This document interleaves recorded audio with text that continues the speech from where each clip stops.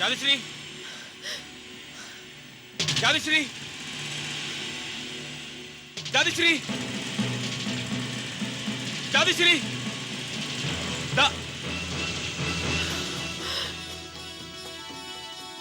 बर्बरीक, दादीश्री, बर्बरीक, दादीश्री,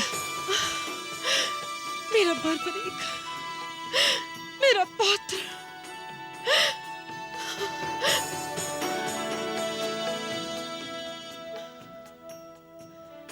तुझे देखने के लिए तो मेरी आंखें तरस गई थी। कहां से आ रहा है पुत्र? दादीश्री, गुरु से शिक्षा लेकर आ रहा हूं और हस्तिनापुर जा रहा हूं। सुना है वहां महायुद्ध की तैयारियां हो रही हैं। पता नहीं, महायुद्ध की तैयारियां हो रही हैं या महाविनाश की। महाविनाश? आप ऐसा क्यों कह रही हैं दादीश्री? युद्ध तो ऐसे पक्षों में होता है जो एक दूसरे से अनजान हो, भिन्न हो। जब परिवार के आपस के सदस्य ही लड़ने लगे तो युद्ध नहीं होता, महाविनाश होता है। कुछ भी हो दादी मां, पर इस युद्ध में एक और मेरा अपना कुटुंब है, मेरा अपना वंश है और उसका साथ देना मेरा दायित्व है। जुग जुग जियो मेरे लाल, जुग जुग जियो। तुम्हारी बात सुनकर तो मैं जी उठी। परिवार पर संकट आए तो परिवार की एकता ही उसे बचा सकती है। संकट में कुटुंब के सारे सदस्यों को एक साथ ही रहना चाहिए। दादीश्री, इस परिवार की सदस्य तो आप भी हैं, तो आप अपने परिवार के साथ क्यों नहीं? पुत्र, मैंने तुम्हारे दादाश्री को वचन दिया था कि उनसे विवाह के पश्चात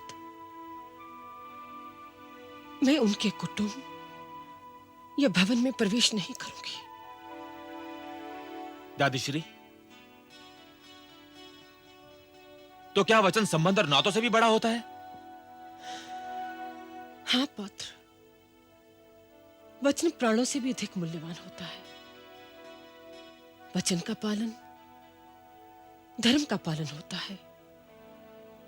अब तो जा, नहीं तो हस्तिनापुर पहुंचते पहुंचते तुझे बहुत रात हो जाएगी।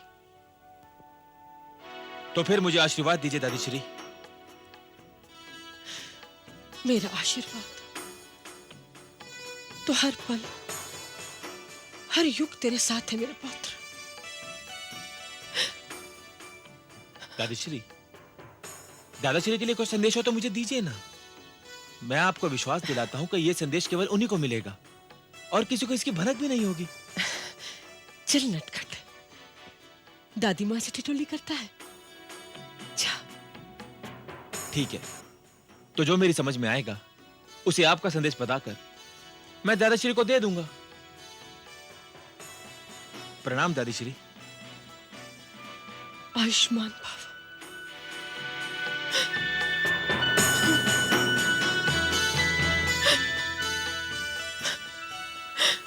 विजय भव।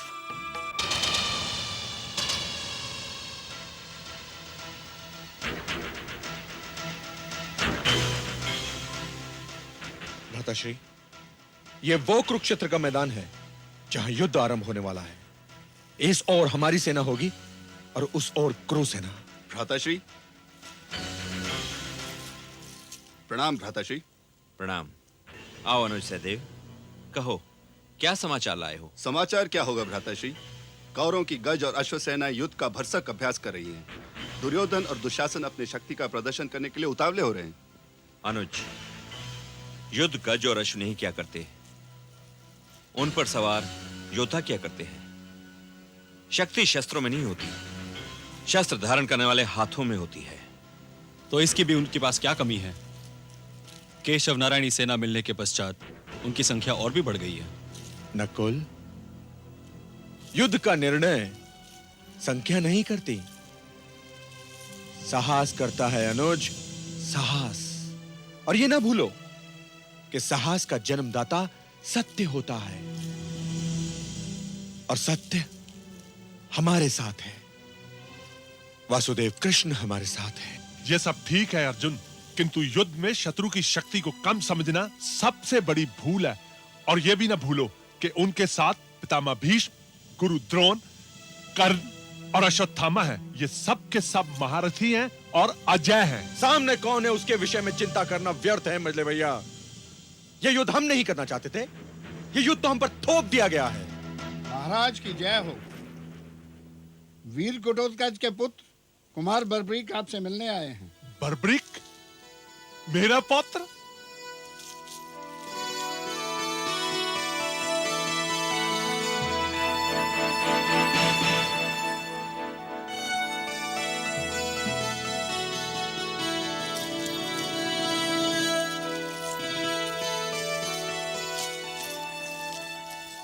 प्रणाम दादाश्री।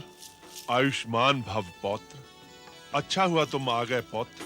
कुछ दिनों से मुझे तुम्हारी बहुत याद आ रही थी। इसीलिए तो मैं आया दादाश्री। अच्छा हुआ तुम आ गए। तुम्हारी माताश्री कैसी है? वो सब तो कुशल मंगल से हैं। और अगर आप पड़ोसियों की और वन में पशु पक्षियों की कुशलता जानना चाहते हैं तो वो सभी सकुशल हैं। बस दादी माँ थोड़ी चिंतित रहती हैं। डिम्बा, उसे किस बात की चिंता है? दादाश्री, उन्हें दिन रात एक ही बात की चिंता खाई जाती है कि पता नहीं हमारे दादाश्री को भरपेट भोजन मिलता भी है नहीं। अच्छा, तो दादीश्री के प्यार ने तुझे इतना नटखट बना दिया है कि दादाश्री के साथ भी उपहास करने लगे। चलो आओ, सब लोग तुम्हारी प्रतीक्षा कर रहे हैं।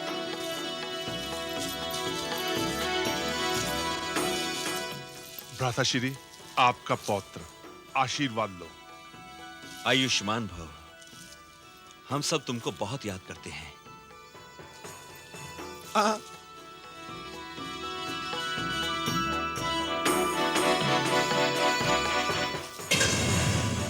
तुम्हारा धनुष तो बहुत अच्छा है पौत्र। दादाश्री, मैं आपका पौत्र हूं और मेरा धनुष आप ही का गांडीव। विजय भव। आयुष्मान भव। आयुष्मान भव।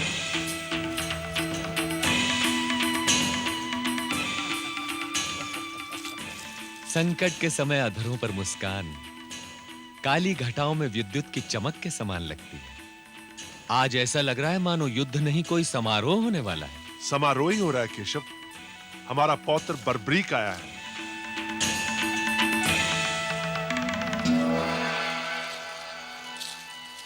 आयुष्मान भव, पराक्रमी भव।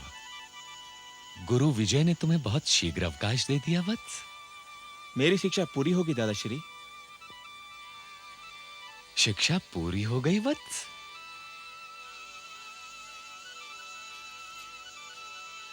ज्ञान और शिक्षा तो आकाश के समान होती है वत्स। कोई अपने धरातल से कितना ही ऊपर उठ जाए, आकाश फिर भी उतना ही दूर दिखाई देता है। ज्ञान और शिक्षा तो उसकी पूरी होती है जो ये जान ले कि वो कितना अज्ञानी और अशिक्षित रह गया है। मेरा यह तात्पर्य नहीं था दादाश्री। तो फिर क्या तात्पर्य था तुम्हारा? दादाश्री, मैं जिस उद्देश्य के साथ गुरुदेव के पास गया था वो उद्देश्य मेरा पूरा हुआ। और उद्देश्य क्या था तुम्हारा वत्स? अपने गुरु से वाण और सिद्धि मंत्र प्राप्त करना, और आपकी दया से दोनों ही गुरुदेव ने मुझे 2 दिन पश्चात ही दे दिए। गुरुदेव ने 3 वाण और सिद्धि मंत्र देकर मुझे धनुर्विद्या में निपुण और युद्ध भूमि में अजय बना दिया। दादाश्री, अब मुझे कोई पराजित नहीं कर सकता।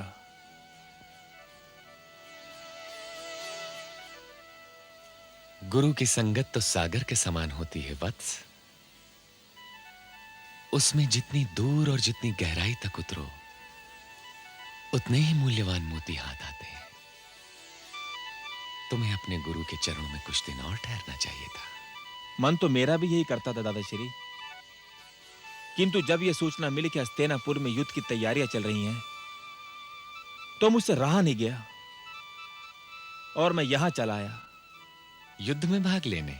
हाँ दादाश्री, इन बाणों की मार और सिद्धि मंत्र के चमत्कार दिखाने का इससे अच्छा अवसर और कहां मिलेगा। युद्ध में दोनों ओर से तुम्हारे अपने सगे संबंधी हैं वत्स। अच्छा ये बताओ कि तुम किस पक्ष की ओर से युद्ध करोगे? यह सत्य है दादाश्री कि कौरव भी मेरे अपने हैं, मेरे आदर के पात्र हैं, किंतु मैं पांडवों का वंशज हूं, इसलिए मेरा उनके साथ मिलकर युद्ध करना स्वाभाविक है। तो तुम हमारे साथ मिलकर युद्ध करोगे? अवश्य करूंगा, और उस समय तक करूंगा जब तक मेरे गुरु के आदेश और मेरे वचन का उल्लंघन नहीं होता। कैसा आदेश और कैसा वचन वत्स? दादाश्री, मेरे गुरु का आदेश है कि युद्ध भूमि में किसी भी शक्तिशाली के आगे दुर्बल पड़ने वाले का साथ दो, और मैंने उन्हें वचन दिया कि मैं ऐसा ही करूंगा। चाहे शक्तिशाली सत्य और दुर्बल असत्य की ओर ही क्यों ना हो। सत्य और असत्य का ज्ञान मुझे नहीं है दादाश्री, और ना ही मेरे गुरु ने इस विषय में मेरा कोई मार्गदर्शन किया है। अर्थात तुम बीच धारा में भी नाव बदल सकते हो। दादाश्री, इसका निर्णय तो धारा का प्रवाह ही करेगा। दूसरे शब्दों में तुम ये कहना चाहते हो वत्स कि यदि युद्ध चलते तुम्हें आभास हो कि कौरव हमारे सामने दुर्बल पड़ रहे हैं, तो तुम अपना वंश छोड़कर उनसे जा मिलोगे। यदि ऐसा हुआ तो मुझे यही करना पड़ेगा दादाश्री। क्या कहा तुमने पुत्र? तुम हमारे शत्रु का साथ दोगे? दादाश्री, यदि वो दुर्बल पड़ने लगे तो? यह कैसे हो सकता है? यह तो रणनीति के बिल्कुल विरुद्ध होगा। किंतु गुरु के आदेश और मेरे वचन के बिल्कुल अनुकूल होगा। पुत्र, तुम जानते हो कि तुम क्या कह रहे हो? इससे कहीं अच्छा होगा कि तुम युद्ध ही ना करो। दादाश्री, यह कैसे संभव है? मेरे वंश वाले, मेरे वरिष्ठ प्राण हथेली पर लेकर लड़ रहे हो और मैं खड़ा चुपचाप देखता रहूं? यह कदापि नहीं हो सकता। मैं आप सबके साथ मिलकर लड़ूंगा। किंतु यदि तुम अपने वान और सिद्धि मंत्र लेकर कौरवों से जा मिले तो हमारा क्या होगा पौत्र? दादाश्री, मुझे इस बात का दुख है कि मेरे पास आपके इस प्रश्न का कोई उत्तर नहीं है, सिवाय इसके कि मैं वचनबद्ध हूं। क्या कहा पौत्र? गुरु का आदेश, तुम्हारा वचन, ये सब क्या लगा रखा तुमने? क्या गुरु के आदेश और अपने वचन की धुन में अपने कुल का सर्वनाश करना चाहते हो? क्या तुम्हारा गुरु हमसे और हमारे संबंध से भी बड़ा है बर्बरीक? ये तुम क्या कह रहे हो अनुज भीम?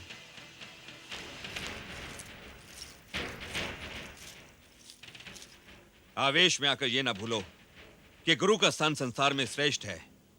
गुरु के आदेश का पालन करना सबसे बड़ा धर्म है। याद है ना तुम्हें?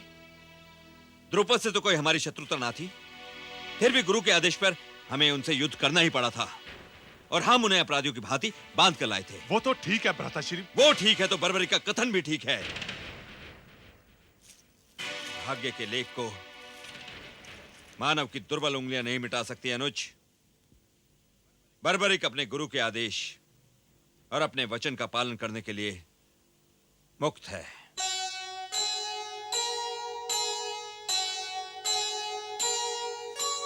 बर्बरीक सा विश्व में कोई नहीं बलवान, वंश बचाए या वचन, दुविधा में है प्राण, दुविधा में